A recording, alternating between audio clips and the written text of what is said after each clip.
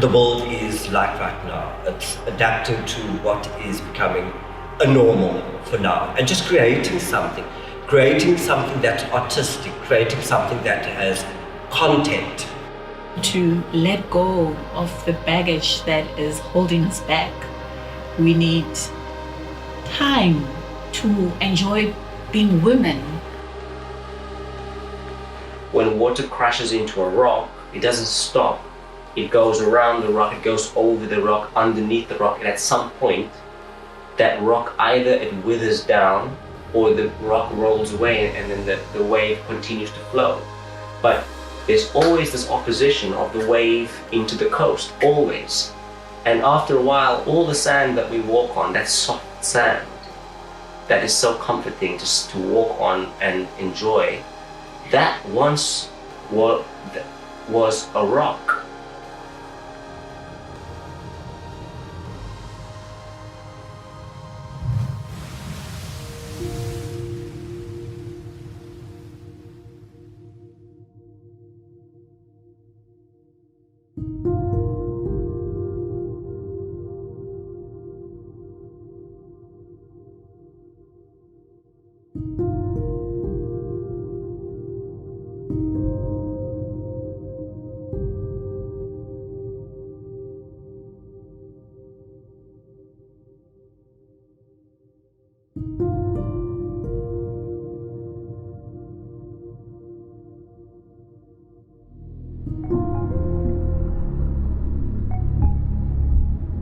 My name is Dane Hurst. I am a dancer, choreographer, artistic director of the Moving Assembly Project, and most recently been appointed as artistic resident for the Jazzart Dance Theatre.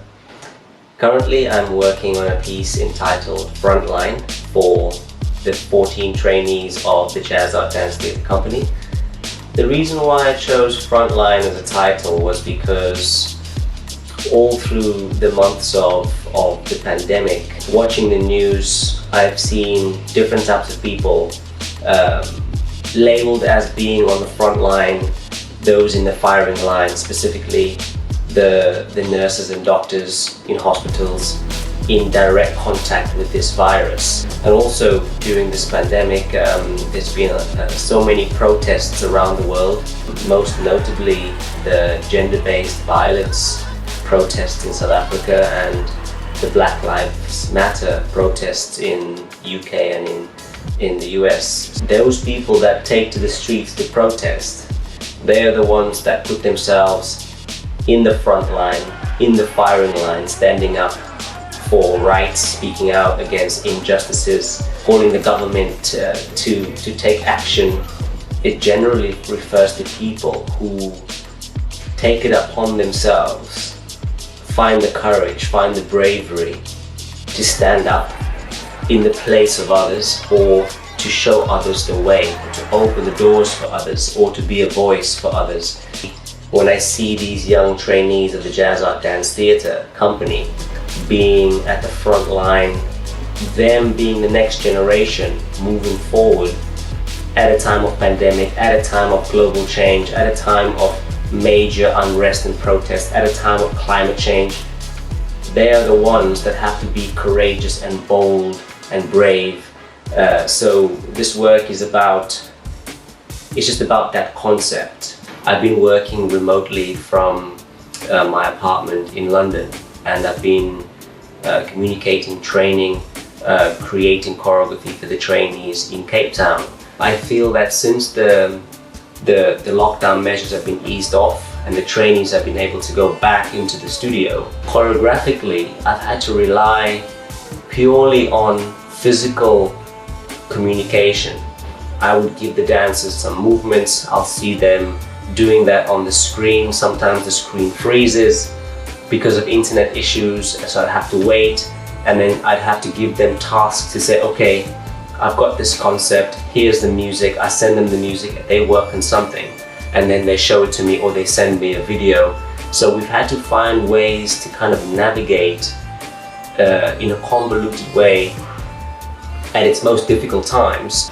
The way the creative process goes in the studio, they say you have a good day if you can create or choreograph 1 minute of dance material for a big group of dancers. So today we were able to make 2 minutes in an hour, so that was a good day. When I do eventually fly over to Cape Town, I think that just working with them live in the room, the work will change, the subtleties will change, new sections will emerge, old sections will disappear, and then that will kind of be a second life of the work.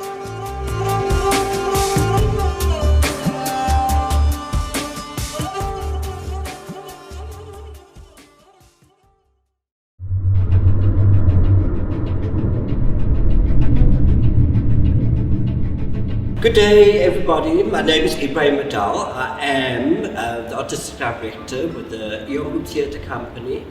I'm currently working on a collaborative piece between Yoga Theatre Company and Jazzart Dance Theatre. February, we had decided, yes, of course, we decided then already to do a collaboration between our two companies, and it was supposed to be performed at the end of March, well before, and then lockdown of course kicked in. So Lisa and I'd always seen each other at theatres, opening nights, and we'd always joked about actually performing again and actually doing a piece together. And what we basically started off with, eventually we got into the studio and we just came up with bits and pieces which we didn't actually have a chance to actually connect. While we were busy with production for a few months, we'd heard about COVID, and COVID was something very far removed. It was something that happened in Europe, and then all of a sudden one day COVID was in South Africa and our work had come to a stop. We had to stop. All work that we had done on every level, whether it was in the office, in the studio, choreographers, photographers, all of that work had just come to a complete stop. But at the same time, we also realized that we weren't the only ones that were being affected. The whole world was being affected, and to me, the picture was just a lot larger than just our performance. Yes, something was taken away from us, but we had to realize that something was being taken away from billions of people. Looking at hybrid right now, I do think things do have to change. We've had time to look back and to see what works, what doesn't work, and it's now also a chance to be able to make things work better, but we still are part of a lockdown. Yes, it is 5 months later, it's back in the studio, working with the performers under completely different conditions. The collaborative piece, hybrid, isn't what it used to be. It's not that anymore. Yes, it is.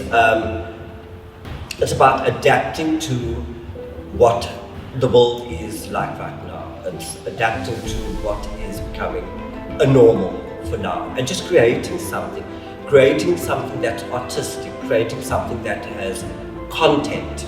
I do feel differently because it is different. Hybrid is becoming a different kind of hybrid. It's taking a different shape. It has to take a different shape.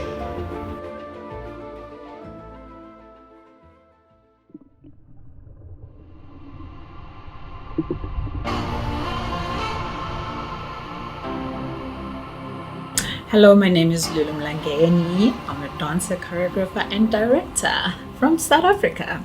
So basically, I was invited by Dane, who's in the UK. He's an artist in residence at Jazzart here in Cape Town. And I was approached by him to see if maybe we could do something together for the trainees, second year trainees. The process was quite intense because, we in different provinces.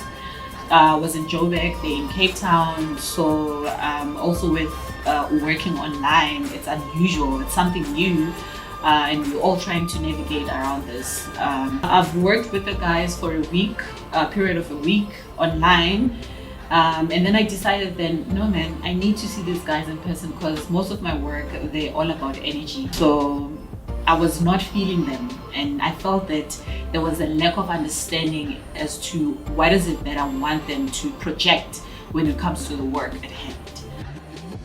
When I was approached to create something for the trainees, I was like, ooh, what is it that is burning inside me that I want to talk about, that I want to express, that I want to research about, that I want to interrogate. So it took me a few weeks to think about it, and I came up with a title called Isiqalo, which means the beginning. It's a small, short piece that speaks about what we're going through as women, the chain of evolution. We have to look over our shoulders because of the world, and it's no longer safe. We are not protected within the society as women. The trauma that we deal with as women, and also acknowledging the power that we as women exude, because most of my works, they're all about women empowerment. They are for women, driving that force of women empowerment. So I'm all about that. Right now we going through the most with the gender-based violence that has somehow exploded into something else that is unimaginable. We in a very traumatic state right now, and when I'm working with the ladies in studio, I discovered a lot of emotions that they expressed through their movements as I was working with them through improvisation. And I realized that there's so much that we need to unpack. There's so much that we're dealing with. There's so much that we've dealt with. There is so much trauma that is going on within women. There's so much baggage that we're carrying around that we're not supposed to even be carrying,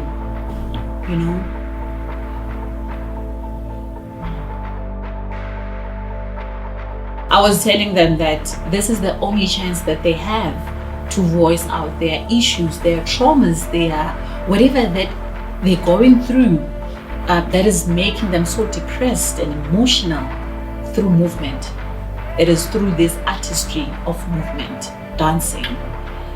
Sometimes talking doesn't really get through people, but actions do. How you show it to them, how you make them feel while you're doing whatever that you're doing to express yourself.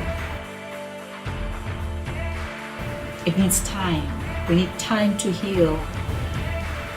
We need time to let go of the baggage that is holding us back. We need time to enjoy being women. We need time to just be human beings. Can the world just allow women to be?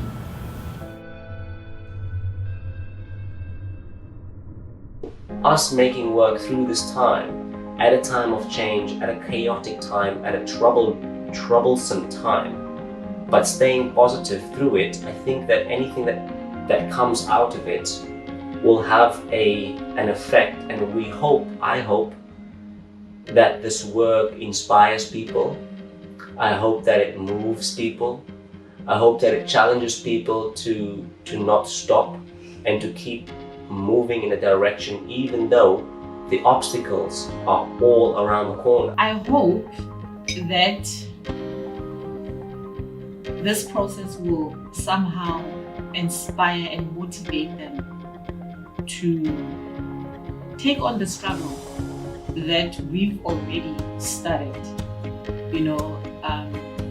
to see the vision of what exactly we are trying to do with our South African industry. I want them to gather themselves, think deep of what is the intention for them to be in this space, and what is it they want to leave this industry with. This process will somehow inspire and motivate them to take on the struggle that we've already started. Me sharing with them will unlock a lot of their potential and also cultivate their purpose. Out of this new work is that we are able to create art, create something that will pull people back into the theatres, that will be able to make people see that it's okay to come out again. It is okay to start enjoying yourselves again. It's about pulling people in and bringing people together.